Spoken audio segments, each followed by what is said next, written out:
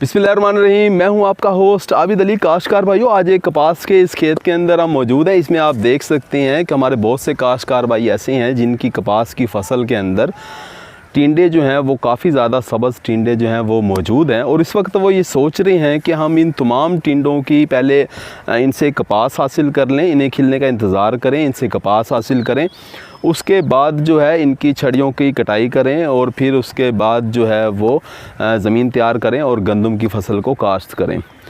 कुछ हमारे काश्तकार भाई तो 1 नवंबर से लेके 30 नवंबर तक का जो टाइम है, जो बेस्ट टाइम है गंदम की बिजाई का, उस वक्त तक अपनी गंदम की फसल को काश्त कर लेंगे।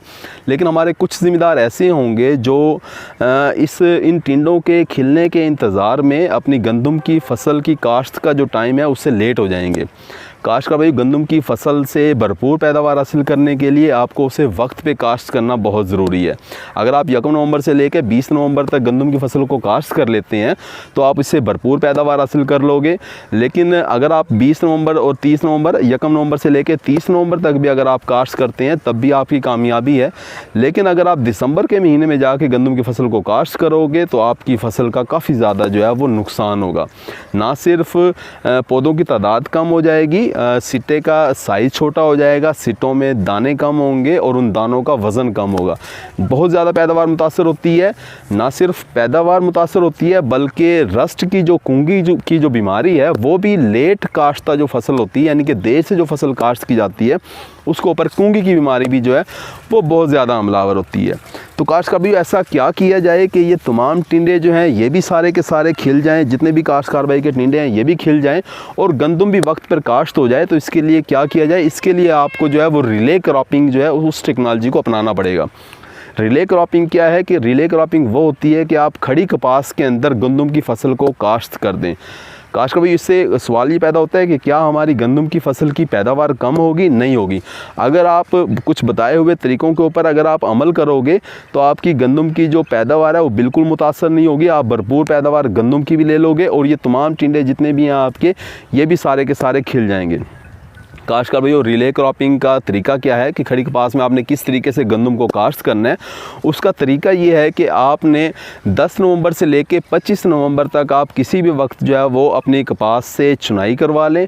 चुनाई कराने के बाद कपास के अंदर बहुत ज़्यादा पानी लगाएं, अच्छे तरीके से आपाशी करें इसकी, इतना पानी लगाएं कि बेड्स के ऊपर पानी चढ़ जाए, जितनी खेलियाँ उनको ऊपर पानी चढ़ जाए। उसके बाद क्या करें कि आप गंदम के बीज का छटा कर दें। शरा बीज आपने थोड़ा ज़्यादा रखना है, 60 से लेकर 70 किलोग्राम फी एकड़ के हिसाब से गंदम का बीज का छटा करें और छटा इस तरीके से करें कि पूरे खेत के अंदर यकसा तौर पे तकसीम हो जाए बीज, यानी कि पहले शरकन गर्बन छटा करें और उसके बाद शुमालन जुनूबन जो है वो आप छटा करें। काश्तकार भाई, इसमें एक और आपने ख्याल ये रखना है कि अगर आपकी महरा ज़मीन है यानी कि पानी जज़ब हो जाता है तो फिर उसके अंदर आपने 6 से 8 घंटे जो है अपने गंदम के बीज को पानी के अंदर भिगोने के बाद फिर उसे थोड़ा खुश्क करें और उसके बाद इसका छटा करें।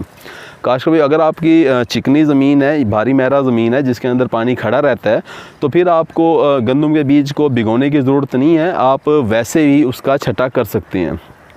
काश्तकार भाई, आपने जब छटा कर दिया है 10 नवंबर से 25 नवंबर तक टाइम पे आपने छटा कर दिया है अपने गंदम के बीज का, तो फिर आपने क्या करना है कि ठीक 30 से 35 दिन के बाद आपने इन छड़ियों को काट लेना है। और छड़ियों को काटना इस तरीके से है कि थोड़ा ज़मीन के नीचे से 2 इंच नीचे से काटें।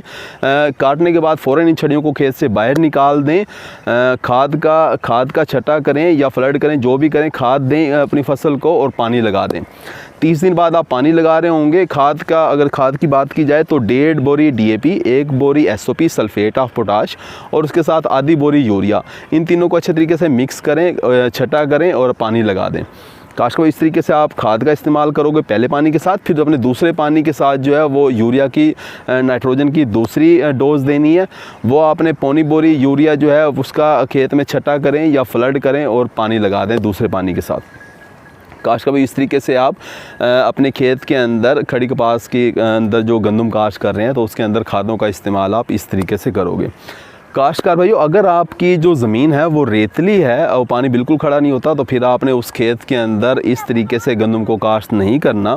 या आपका जो खेत है उसके अंदर जड़ी बूटियाँ बहुत ज़्यादा हैं, तब भी आपने इस तरीके से गंदम को काश्त नहीं करना।